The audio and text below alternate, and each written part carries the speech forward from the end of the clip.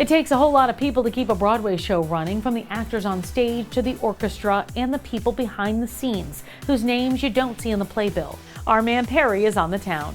Thanks, Tamsin. Athletic feats can be very strenuous on the body, especially when you do them 8 times a week like they do here on Broadway. Add that to the moves of MJ and MJ the Musical, and you might need a physical therapist. Luckily, they've got one here at the Neil Simon. Let's head inside to meet the girl who keeps them dancing. Anyone home? Hello! How's it going? Good, Zoe. Nice to meet you. Nice to meet you too. Perfect. So we are here with Zoe Tawa, the physical therapist here on MJ the Musical. Mind showing me where you work? Yeah, come on in. Let's go. Wow, for the grandeur of MJ, they sure don't give you a lot of space back here, do they? Wait till you see the PT room. Oh, wow.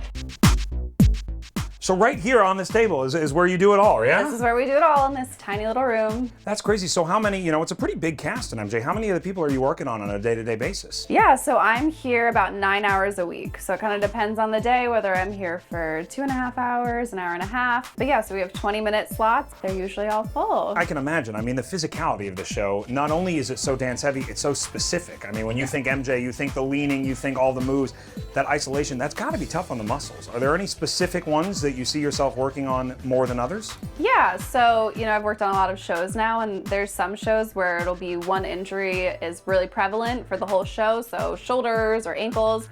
But MJ, I think because it is such a whole body movement, I kind of see a little bit of everything. So necks, shoulders, backs, legs, everything. So it's kind of nice that way. We get a good amount of variety. What would you say the difference is, going from show to show? I mean, besides, is it, the conditions of the stage or the movement, or what do you think contributes the most to the wear down that you're treating in here?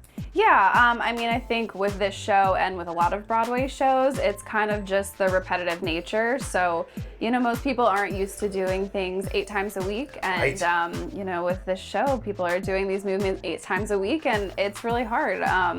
So I think just like the repetitive nature of the show is why people come in and have injuries or, need maintenance. But it could be, they had a really long week with rehearsals or they were on vacation, so they were resting for a week, and now they're back and they're kind of shell-shocked. So yeah, it's kind of just all over the place. When you were studying to be a physical therapist, were you like, yeah, I'm going to be on Broadway? How did that happen? Yeah, so I kind of, I thought I wanted to go to med school, and I majored in dance in college and broke my foot dancing, and I went to a great dance medicine PT.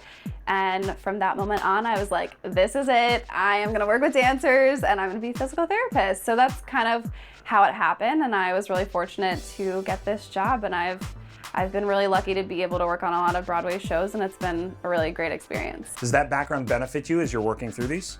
Absolutely, especially having injured myself dancing. I feel like I can, relate to these people. I totally understand what they're going through and the demands that it takes to be able to do this show a million times.